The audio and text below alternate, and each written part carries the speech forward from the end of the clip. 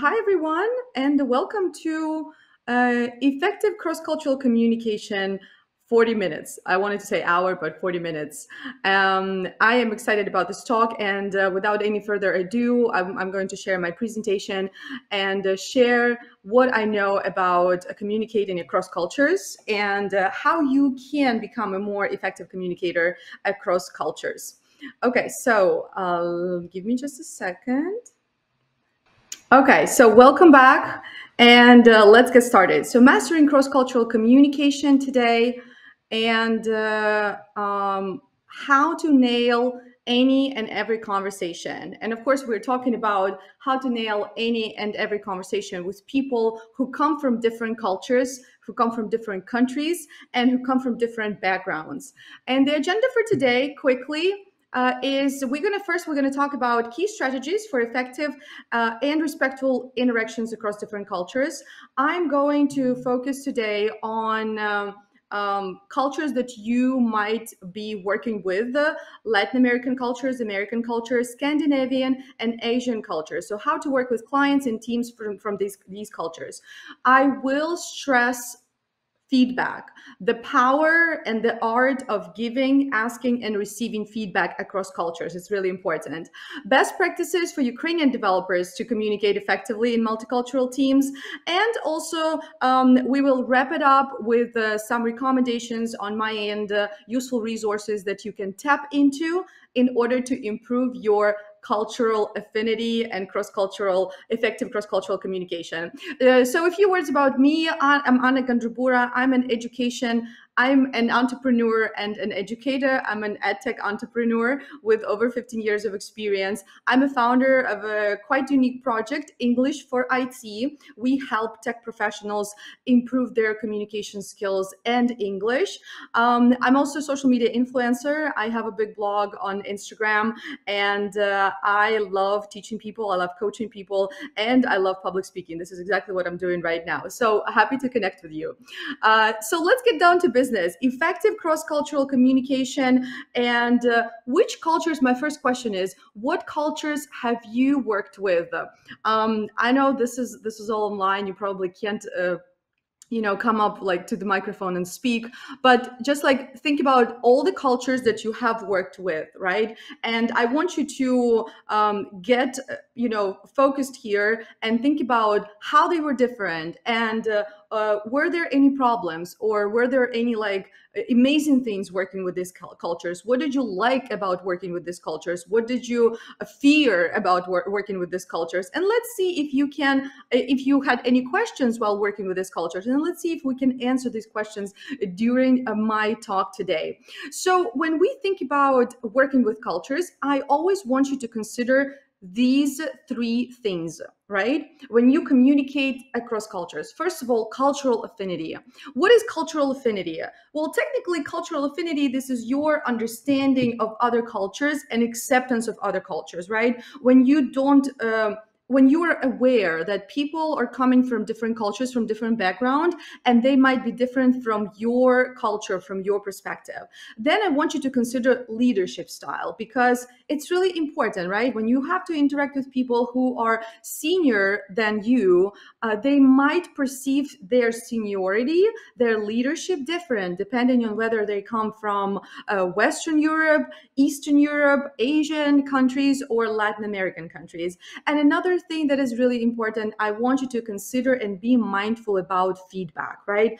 Because when we are at work and we are working on the same project, we have to give feedback. We have to ask for feedback all the time. And this is usually when the majority of issues happen, because people get really upset. They get really, frustrated because they don't understand that feedback is given or feedback is asked for in a different way in different countries. So we talk about these key strategies in a moment. And first we'll start with cultural affinity. So again, ask yourself a question. And the reason why I'm dropping these questions here is because you, as a person who is seeking become an effective communicator, you always have to be observant. And when you deal with different cultures, you have to be observant. You have to open your eyes, right? And you have to start noticing what people are doing, what people are saying, what body language people are using. So that is why I'm asking you these questions, to prompt you. You see, just like ChatGPT, just like we prompt ChatGPT, to prompt you to be more observant and more aware. So what cultural differences have you been observing in the workplace or in a business setting, right?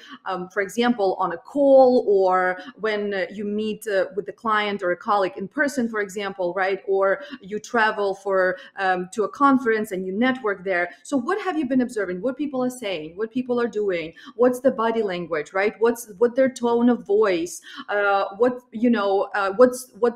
pitch of voice, right? So some cultures, they speak really low and quietly, while others are a big mouth, right? So that's it. And when you observe these differences, you will start noticing that some cultures are more reserved, right? They don't speak a lot, and when they say something, it is not really straightforward. It's more nuanced, right? While other cultures are very talkative. They speak a lot. They say what they think. They're very open, and this is because the whole world can be divided into two types of cultures: low context cultures and high context cultures. And by the way, what do you think? Ukraine, is it a low context or high context culture? Think about this. And here, low context culture, this is when communication is very precise, it's very simple, it's very clear. So for example, United States is an example of a low context culture, right? So here we are, talking about communication, direct communication in your face. They say exactly what they want. They say exactly how they feel. High context cultures, these are the cultures where communication is very sophisticated, it's very nuanced, it's very like layered. People say things you have to read between the lines, and these cultures are typically Asian cultures. And I can say that high context cultures, these are the cultures with the longest history, where the one nation, people from one nation have lived for a long time, so they learned to understand each other easily, and they don't need words, but that's why their communication is so nuanced. While, for example, in the United States, we are here talking about we're talking about melting pot, right? So people from all over the world came to this country, and they had to learn how to communicate. That is why this culture is super low context, and people. That's why people are very straightforward. This is to keep in for you. This is what you should keep in mind, right? That when you speak with an American, and we're going to talk about this right now, you can expect that people are going to be very open and telling you things in your face, right? While when you speak with someone from Asian countries, they will be more reserved, right? And you will have to read the room, as they say, right? There's a phrase in English: you have to read the room. You have to look at body language. You have to listen to their voice and like what they say, how they say it, when they say it, in order to understand what they actually imply. So that's the whole art. So let's talk about Americans, because I'm pretty sure a lot of us work with American clients and teams, and like I said, very open, very direct. However, when we talk about giving feedback in America, this is when Americans become indirect. By the way, this division between high context and low context cultures, of course, it can be absolute, right? So for example, one low context culture can be different from another low context culture. So there might be nuances, right? So this is a generalization. However, it's not an absolutism. So working with Americans, and I wanted to, to start off with this meme: what Americans say, what they actually mean. When Americans say "that's interesting," usually this phrase means I don't like it, right? So that's why you have to be here observant. Again, the reason why this phrase is different in perception. Again, Americans, when giving negative feedback, Americans are actually not very straightforward.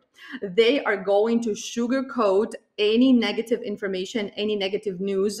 That's part of the culture. For example, when we talk about Scandinavian countries, people never sugarcoat that. For example, Germany, very straightforward. And actually, if you sugarcoat things, like if you make things sound better than they actually are, it's really bad business manner in Scandinavian countries, in Northern Europe, in Germany, right? So if you have bad news, just say it straight in their face. But in American cultures, if you have bad news, you don't say it right directly, you sugarcoat it a little bit. That's why the phrase "that's interesting" is often used when you want to say I don't like it. Of course, you have to observe the intonation, and things like that. But yeah, that's what it is. And on the other hand, when we talk about some things that are good, right, we exaggerate in American English, right?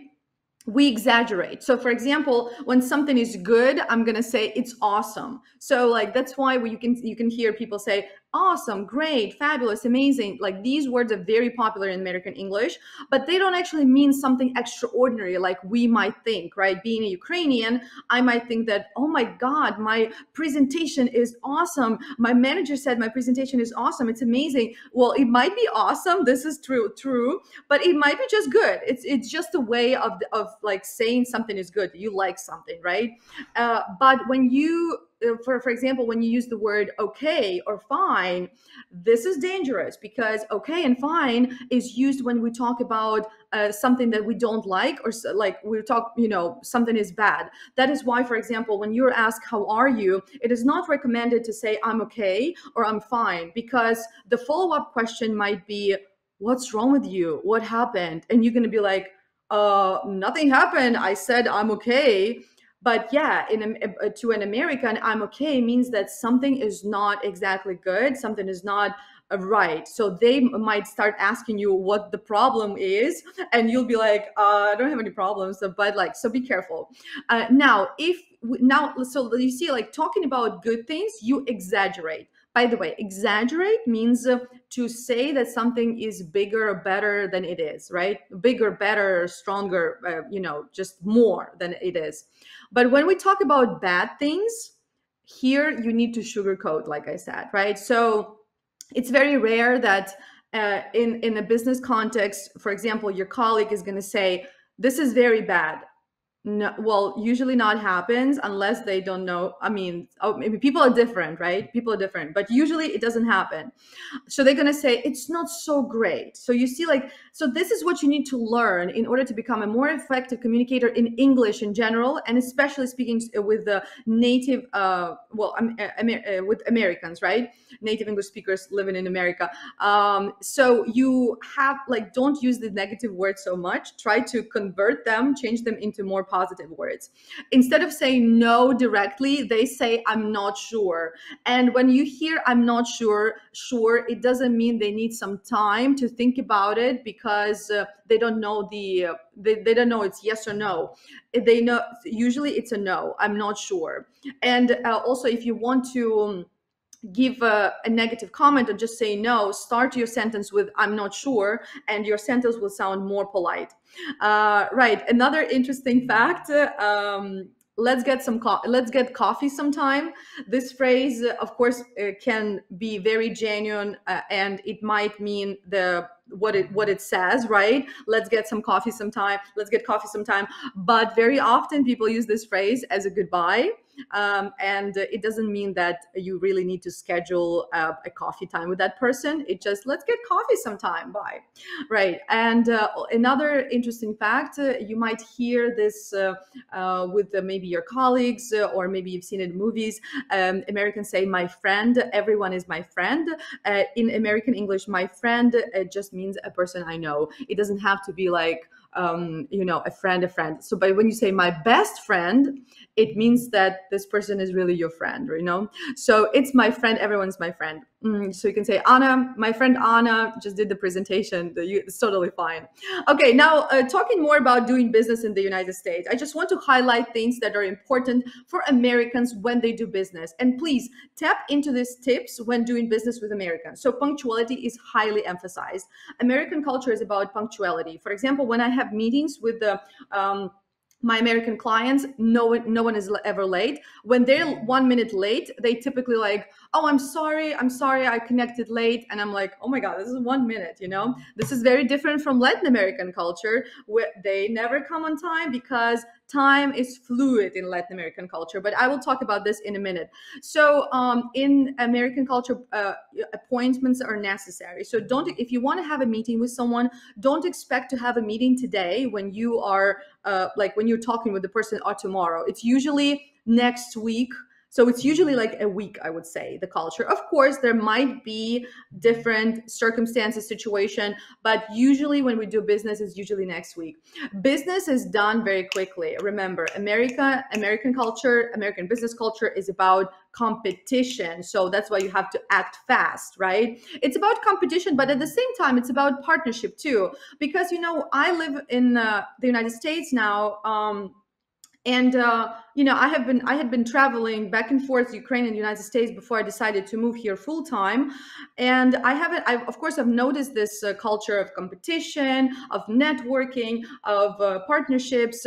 But only when I moved here full time, I realized that this is doing business in the United States is easy because everyone has a mindset of doing business, right? So that if you want to connect with someone and discuss a business opportunity, people are open for it, right? That's why if you have any business ideas you want to contribute, please share them with Americans. They will love it because they are about competition, but like competition in the way that they want to be better, but at the same time they want to you know, create partnerships.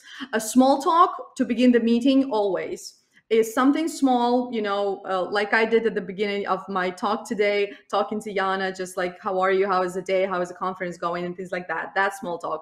Compliments are exchanged very often in business context and in everyday life.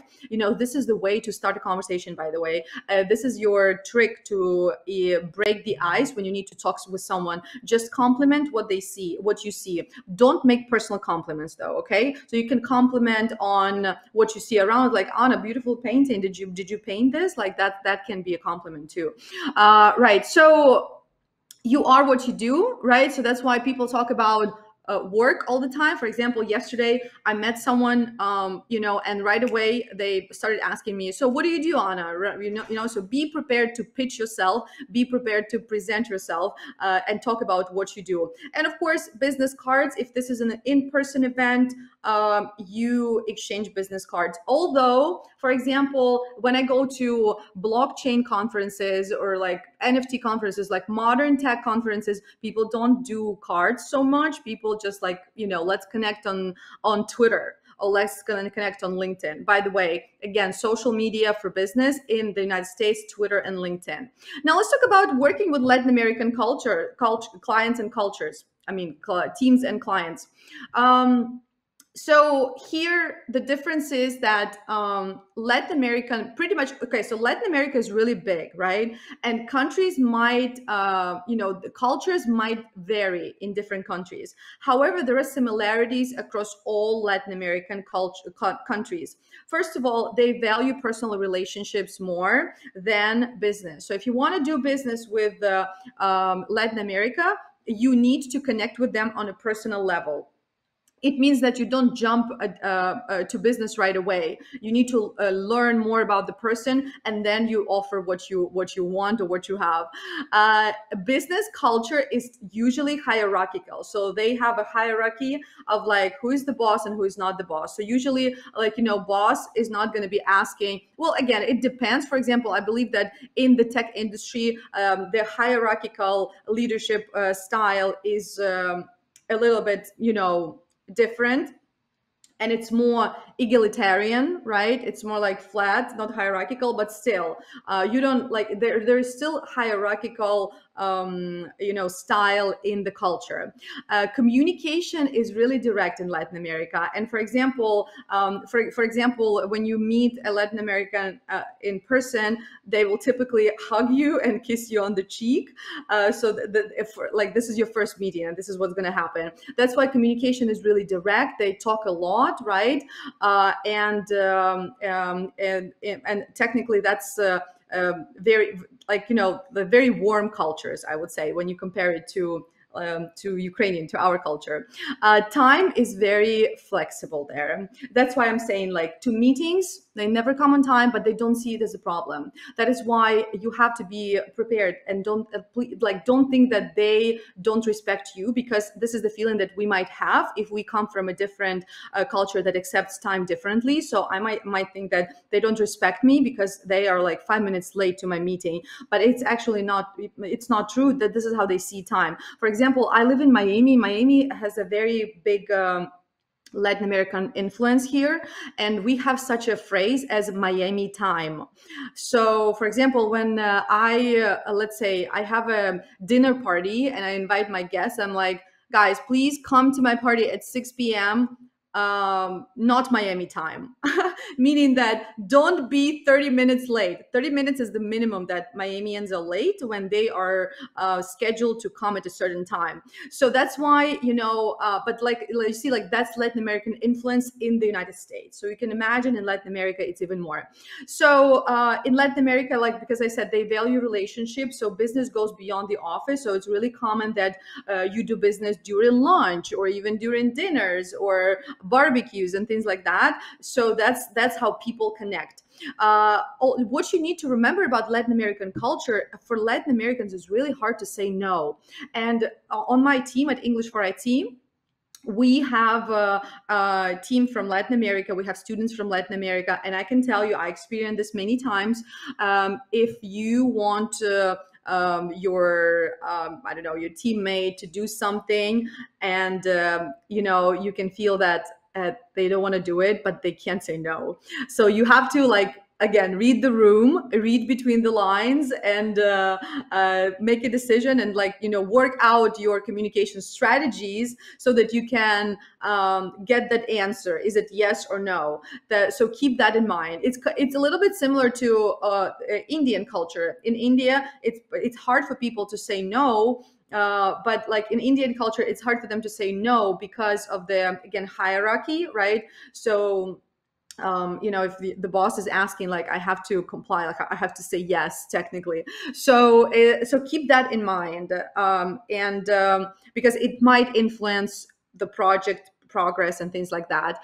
And of course, when dealing with Latin American cultures, like I said, Latin America is really big, so you have to recognize the diversity within the continent, right? Because if you, let's say, have worked with Colombia and then you start working with Peru, don't assume that they are going to be the same because they speak Spanish. Actually, their Spanish is very different, and technically that's what you should keep in mind. And of course, don't compare them like, okay, so Colombia is the same as Latin America. No, I mean, as Peru or Ecuador, they are different here. The cultures and countries are different. And you remember, we were talking about 3 key strategies: cultural affinity, leadership style, and feedback. So speaking about leadership style, so back in the day, I read an amazing book, and my sincere recommendation, I will share more resources at the end of my talk today, The Culture Map. And Erin Mayer here identifies, different scales for people to consider when dealing with different cultures. And talking about leading, we already touched upon this: egalitarian and more hierarchical cultures. So egalitarian culture is, this is when the distance between you as a boss and subordinates is really low, right? So I believe that across all the tech industry, I think the culture, the company culture, is generally more egalitarian. However, there is also the country culture, which might be more hierarchical. So again, looking at the scale, you can identify which countries are more egalitarian. We see Western European countries that are very egalitarian. Australia, United States, and the United Kingdom are somewhere in the middle, right? I would believe that Ukraine could be somewhere closer to hierarchical, probably, end of it. And you see Latin American countries are more hierarchical here. So I know that some of you might be working with Western Europe and Northern Europe. Scandinavian countries are popular, right, for Ukraine to work with. So I just wanted to emphasize things that are important for in Scandinavian countries. And I already mentioned that, they are very direct and honest, but also punctuality is highly emphasized. I would say that punctuality is highly emphasized in every Western Europe. But of course, when we talk about Spain, it's more relaxed. So when we talk about warmer regions, it's more relaxed, right? All the hot weather, people are not in the rush. They live in slow life. Equality and flat hierarchy is emphasized here as well. Honesty and directness. Don't sugarcoat it. One more time, don't sugarcoat bad news, like in the United States. And also collaboration and network are highly valued here. And also people are striving for consensus, right? They're like not fighting. Minimal small talk, but like I said, people get down directly to what they want to say. A work-life balance is really important for these countries and for these cultures. And when we talk about dress code, it might be smart casual or like very neutral, yeah, when we talk about dress code here. Right, so speaking about feedback, first of all, when we talk about feedback, it's not only about giving feedback. First of all, I want you to understand that feedback is a power skill, and power skill is another way of saying soft skill, right? Feedback is a power skill that we can leverage to our advantage, to become a better version of ourselves and to become better professionals. So that is why we need to learn how to ask for feedback, because asking for feedback helps us grow, helps us become better. So I want you to, you have the task here after watching this talk. Next time you see your team, next time you see your manager, I want you to come to them and I want you to ask them for feedback. On the project that you just did, or on the task that you have just completed, or overall feedback on what like how you've been doing in the past month or two or quarter, right? So and like when you ask them for feedback, I don't want you to ask them for praise, because asking for praise or asking for positive feedback doesn't help you grow. But asking for constructive feedback, constructive negative feedback, this is what helps you grow. So that is why when you're asking for constructive feedback, be prepared to receive it, right? Be prepared to receive this feedback with grace.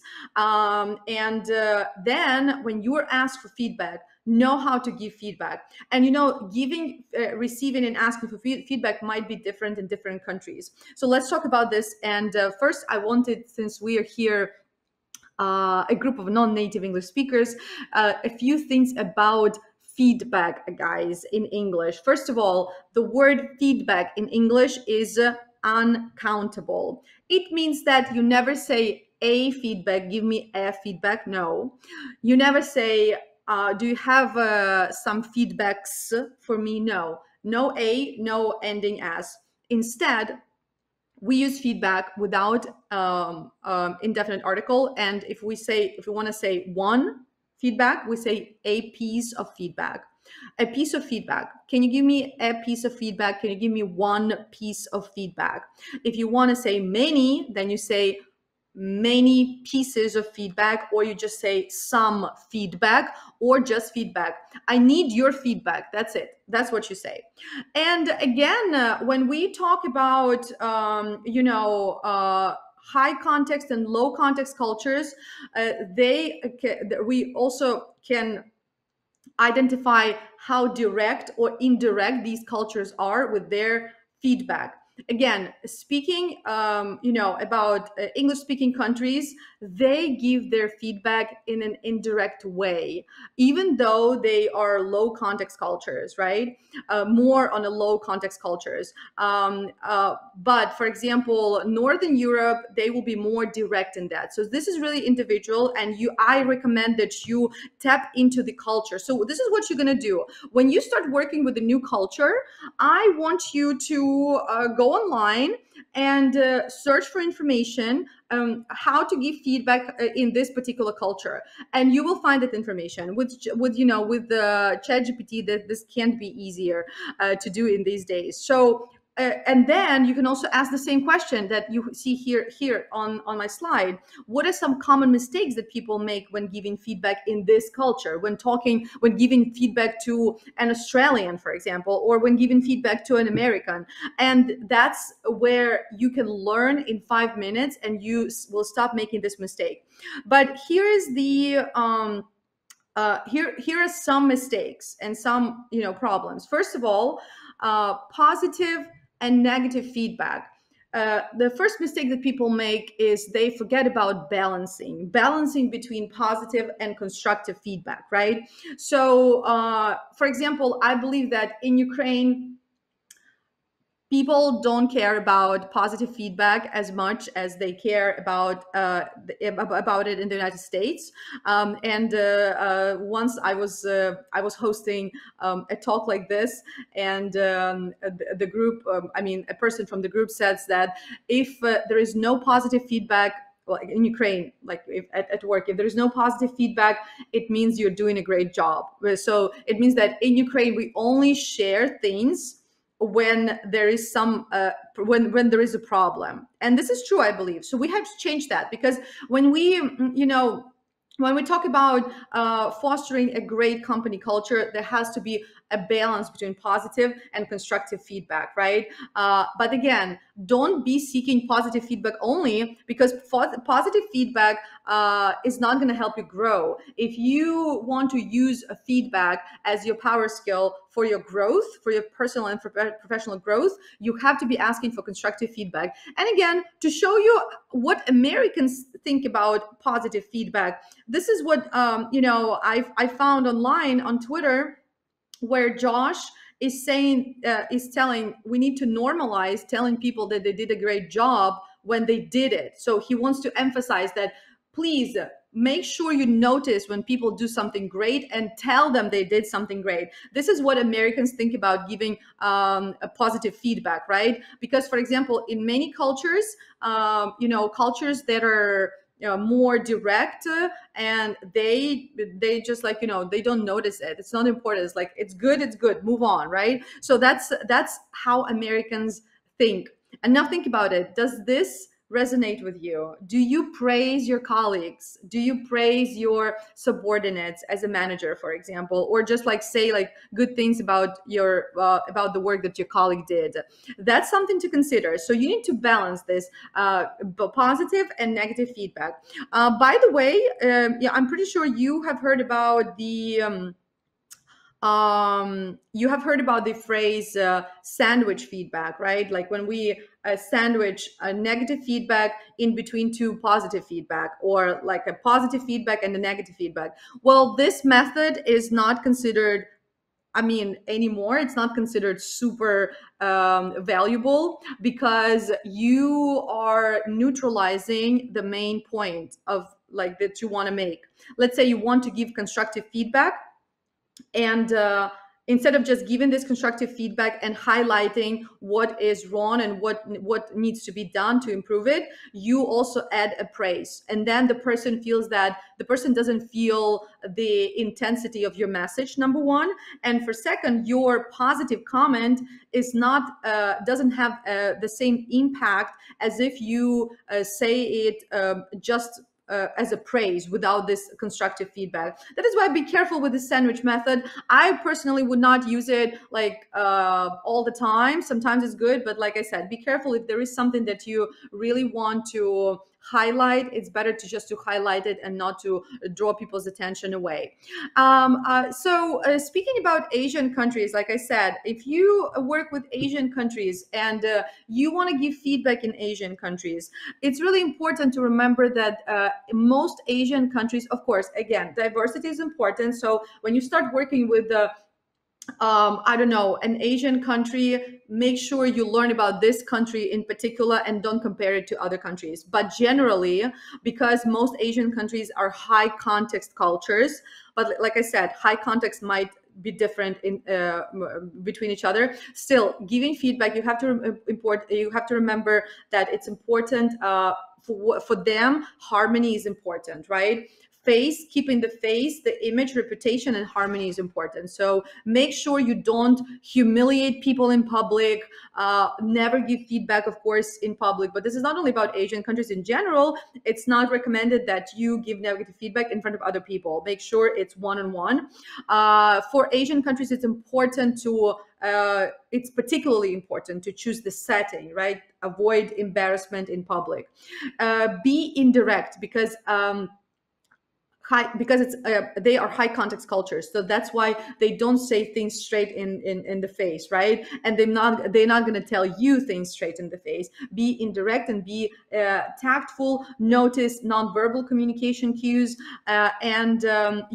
also, when given negative feedback, not only for Asian countries, but in general, don't focus on situation. I mean, on person. Focus on situation. So don't say like, you did this, the situation. And remember, if you are a master of giving constructive feedback, you're not going to just talk about the situation. You are going to offer solution, how to avoid this in the future. This is the difference between negative feedback and and constructive feedback, right? Not only do you focus on the situation, but you also offer the solution. What can be done in order to improve the situation, to avoid the situation in the future, and to help the person grow out of this situation. Right. So that's what you need to remember when giving constructive feedback in general. Also, it's important to remember to practice the power of positive feedback. Remember, I think this is the problem that we have in Ukraine when we don't share positive feedback. And then when we need to share negative feedback, it's just negative feedback only, and the person doesn't feel good about it, right? That is why you need to remember the balance, like I just said, right? The balancing between positive and negative feedback. Then the next time you need to deliver negative feedback, your colleague is not going to be, edgy, is not going to be upset because they know that they do a good job, and now this needs to improve, this needs to improve. There is some area that needs to be improved. But if you never share positive feedback, then it feels that all you do is bad, all you do is wrong technically. And always share suggestions for the next steps for constructive feedback. Okay, and I also share here in my presentation, you will be able to access it later. I share some useful phrases that you can use when you ask for feedback in English, when you thank for feedback in English. That's important, right? Like, how do you ask for feedback? And of course, when you receive feedback, make sure you acknowledge this feedback. And when we talk about acknowledging feedback, again, you might receive feedback that is positive, and you might receive feedback that is negative. So you need to acknowledge that too, right? So I'm glad I could help if you receive some positive feedback. If you receive some negative feedback, thank the person for sharing the feelings. Remember, when they give you constructive feedback, it's not about you, right? So don't take it personally. It's about the situation, and also think about this as a way, to improve what you're doing and to improve yourself. So my recommendation, my favorite phrase to use when asking for constructive feedback, remember, not asking for positive feedback, but asking for constructive feedback. Here's what you can do. And especially with Americans, because remember, Americans don't want to share something negative. They avoid this. So if you ask them like, so can you tell me how I did with this task? Yeah. and they're gonna say, you did great. But remember, great may mean just good, right? Or it was good. Or when they say it was good, you're like, oh, there was something not great. So what was it? So instead of asking such a question like, share your feedback about how I did on this project, you can say, tell me two things I can improve about my performance, for example. Or let's say you build a website, you designed a website, and you said, tell me two things I can improve about this website. Because if you show the website, they can say, oh, it's cool, I love it, but it's not going to help you improve it. So tell me two things I could improve about, and then you say what you want to improve on. So, and finally, working on cross-cultural team, guys. Here is Epictetus. Epictetus said, we have two ears and we have one mouth so that we can listen twice as much as we speak. And this is probably the number one rule for working with the multicultural teams and with the people from other cultures. You need to, like I said earlier, listen more, you need to observe more, and only then you need to speak. Because technically, if you observe more, you start noticing things, and more things are going to be clear for you. Like, you will understand more things, and you will make fewer mistakes, right? Because you will be like, okay, so here is what I need to do, and this is something, this is what they said. Why did they say this? I want to investigate this, and technically this is what's going to help you become a better communicator across cultures. So my sincere recommendation, don't jump into conclusions, observe things, and be curious. Ask questions. When you notice something like, oh, why is she speaking like this? Maybe this is part of the culture, maybe this is part of like who the person is, right? So be more intelligent, emotionally, culturally intelligent about the people you work with, about teams you work with. And this intelligence is built through observation, right? Through observation. And don't jump into biases, right? Like, don't judge people, and don't assume that people are going to be the same as you are, because they're never going to be the same. We all come from different backgrounds, different cultures. And when people do something that is like that you don't like, for example, or that is weird to you, don't jump into conclusion that this is a bad personality, this is a bad person, or they don't know something, or they're bad educated, or something like that. Don't jump into these conclusions. Don't jump into judgments. Instead, I want you to step back and think, okay, why did they say this? Why did they act like this? Is this because they don't like me? They are unprofessional? Or maybe there is a cultural component to it. And there will probably be a cultural component to it, to be honest. And I want you to stay educated on cultural components. I think we're running to the end. I'm running to the end of my talk, and I will share the presentation with you. And I have also prepared some practical activities for you where you can learn how to sound more persuasive when talking to other cultures, how to sound more polite, how to sound more confident, more sincere and positive. So you will be able to learn and flip through some practical activities that I have prepared for you to boost your confidence, to boost your politeness when speaking English.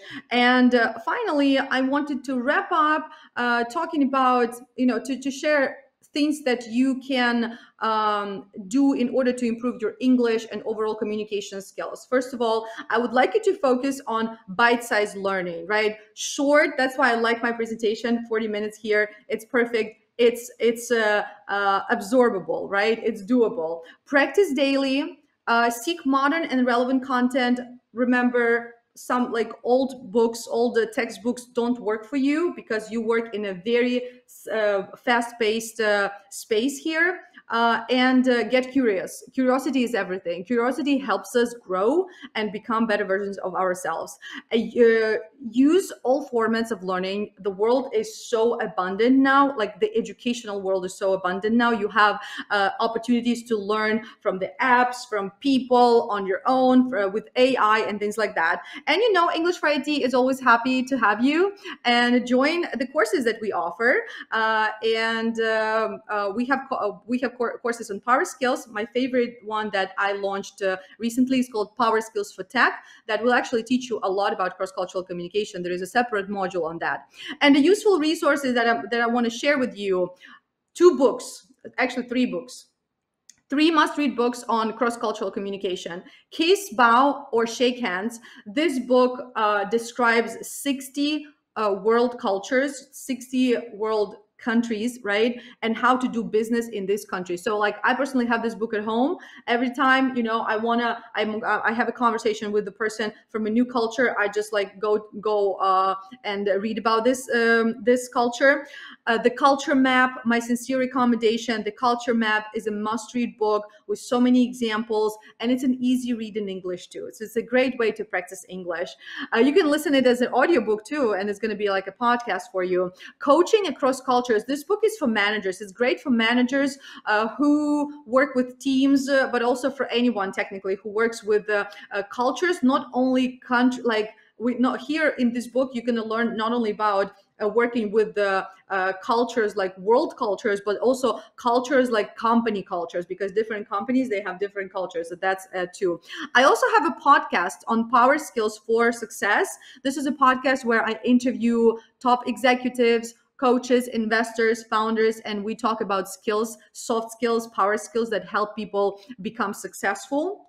So my recommendation to follow that. We have a few articles on the English for IT blog about cross-cultural communication. So go ahead and check that out. There is a great website that is called Global Negotiator about, dealing with different cultures, not only negotiating, but just generally how to deal with different cultures and countries. And yeah, like I mentioned, all these resources are great. For you to develop to become to develop your cultural affinity, right? And to become a more effective communicator across cultures. Now, finally, I love to finish all my sessions with the one question. What are your 3 takeaways from today's session? What are your 3 takeaways, meaning what are the 3 things that you learned in today's session? I know you can't come up to the microphone probably right now to share this with me, but for you, just write it down on a piece of paper or in your notes on your phone. What are the 3 things that you have learned during today's session? It's really important that you recap all your learning activities with this question, because when you're highlighting the 3 things that you have learned, you're technically spotlighting the important thing, and these important things will stay with you for longer than just 1 second after the talk. So so what are the 3 takeaways? And any questions? Anna, thank you so much for a useful talk. It was really interesting and important, to consider these all things while working in international companies. And what are your 3 takeaways, Anna? I was actually thinking, and I just came to one point of view, but actually in general I have this feeling all the time that people are different, so you cannot consider all people by your some point of view on this on this world. So just need to accept all these different differences. So yeah, so important to remember. Yeah, and 2 more. I will think about this later. Okay, please share them. Please share with us in the chat. Yeah, I think that will be very valuable. And I'm happy to hear feedback in the chat too for everyone who watched this. And if you guys have any questions, feel free to reach out to me, and I'll be happy to chat more. Thank you so much for having me. Yeah, thank you, Anna. But actually, we have a couple of questions. If you have time, Sure. same time, we can Sure, discuss them. absolutely. So, one question from participant. Would be nice to hear something about cultural specialties and work ethics of Indian society. I guess we can you can share a few points of some main points, because I understand that it can be like global Yeah. answer. Yeah, that's a good question. Yeah, I'm happy to share a few things, right? I'm also happy to follow up in the chat and just share more. But I can say right away, the biggest problem is the inability to say no to things. So what happens when you work with Indians? They will always agree to what you say, to what you ask, to what you offer, but they're not going to execute, and they're not going to tell you, that I can't do this, I have this block, like, there's this bottleneck, there is this problem. So you have to be very careful when you're given tasks to Indians. You have to find the way to understand, like, are they going to do it or not? And if they're not going to do it, what's going to happen, right? Like, how do you understand that? Because it happens like all the time. I had a conversation with a lady here in the United States. She was like, I work with Indians and this is horrible. I had to learn the hard way. Every time she was like negotiating the task, they're like, yeah, yeah, yeah. And then it never happens. 2 weeks later, nothing happens. And like, and because you have to, so this is where training comes in place. You have to be like, as a team, you have to be trained on both sides. That's why, at English for IT, for example, we do these cross-cultural trainings for tech companies where they have multicultural teams and they bring them together, and we're like, okay guys, so this is what happens. You can't say no, you can't say yes, like, this is how we deliver feedback and things like this. So this is really important. Like, you can read about things that Indians, like how Indians communicate, but then, well, like, what are you going to do next, right? Like, if you want to make sure your communication is effective, both parties have to be trained. So that's another thing. That's another recommendation that I have for teams in general, and for people. Make sure you train yourself, but also make sure the other party is trained. So let's say if you learned something today about cross-cultural communication, next time you're in the office or chatting with your team, share this knowledge, bring the awareness, share resource, useful information that you learned, or useful resources that you learned, so that you all stay on the same page. Because if you're the only one knowing this, like, nuances of cultural differences, it's not going to help so much as when everyone knows about it. Mm-hmm. But still, it's good to know, because in this way you can be aware of these nuances, of cultural nuances, and at least you will not feel so disappointment at that point, right? Like, Yeah, when you absolutely. didn't. Absolutely, absolutely. Yeah, like I said, it's really important to remember not to take things personally. When you notice that some people do something that is uncomfortable, right? You feel uncomfortable about it. Our first thought is that, what's wrong with Something about me? me. Why did Yeah. yeah, why do they do this to me? But that's why, it's important to be also not only emotionally intelligent, but culturally intelligent, and think about this. Okay, it's not about me. What can it be, right? So, like, it's not me. So that's why it's good to know. Yeah, like, for example, every time I have a call with someone from Latin America, they're always late. Yeah, no, always late. And I'm like, and to me, I take it as a as a people, like, person doesn't respect my time, right?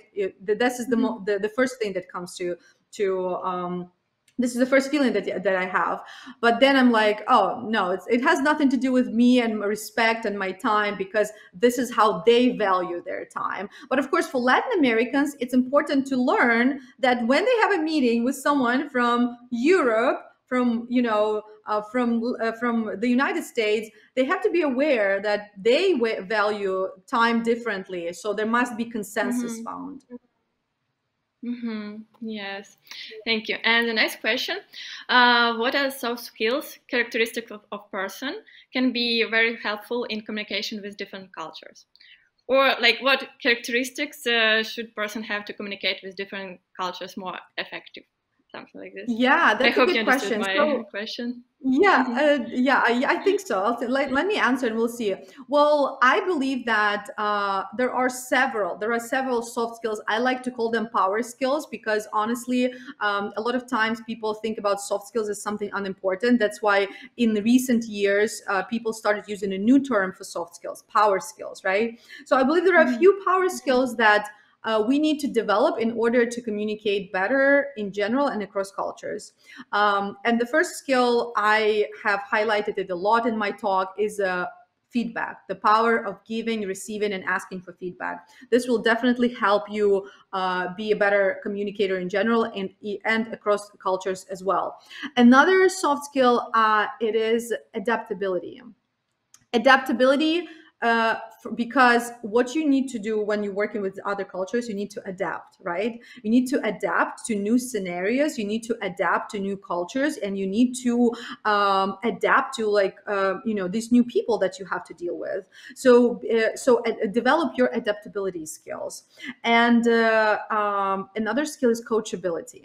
And again, coachability has nothing to do with like having a coach. Coachability is your ability to learn, right? Like what you're doing right now, you came to this conference, you came to listen to these talks because you want to be coached. You want to develop your coachability skills. You want to learn new skills. So whenever we're talking about communicating across cultures, I think it's really important to be aware of adaptability, coachability, and feedback. Overall, I think these like three power skills will are very necessary when we talk about communicating across cultures. Of course, there are many other things, and definitely, but they are somewhat connected to these three that I mentioned. For example, coachability.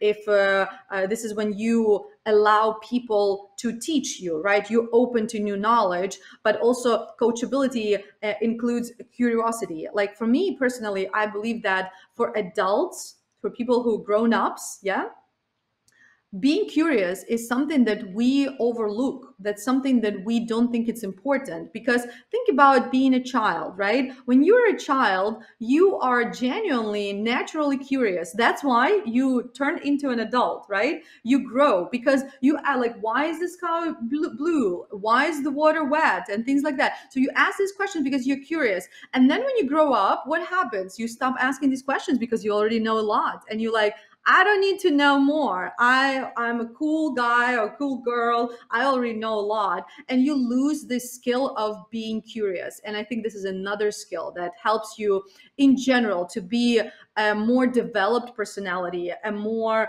to grow. Yeah, it helps your personal and professional growth, right? So being curious, like asking things like, why did he say this? Why did he say yes and never done this? Let me investigate this. Like, let me look into this. So yes, I would say number 4 would be developing the skill to be curious, just like a child, no matter how old you are.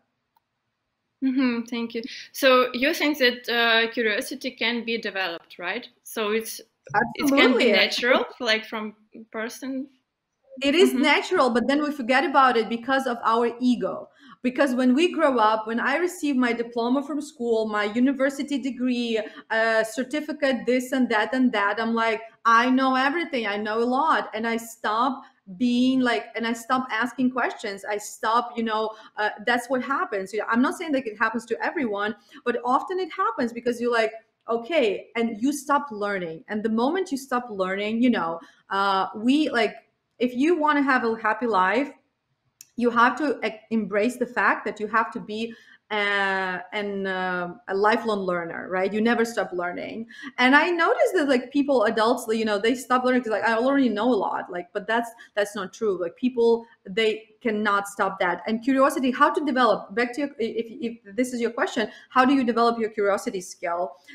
You just Mm-hmm. remind yourself to ask questions and remind yourself to look for answers.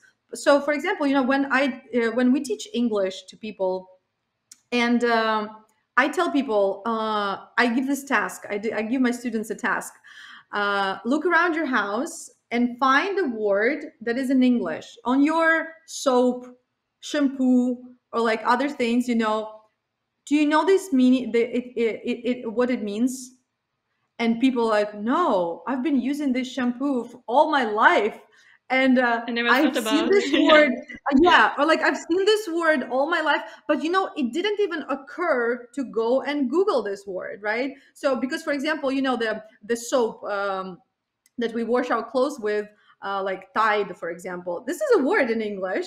It's not a name. It's not the proper, there are some names that are proper names, like a name of the person or a last name, but there are words that are real words in English. And that's what curiosity is. So you ask questions about things that you see or you hear, and you remind yourself to do it.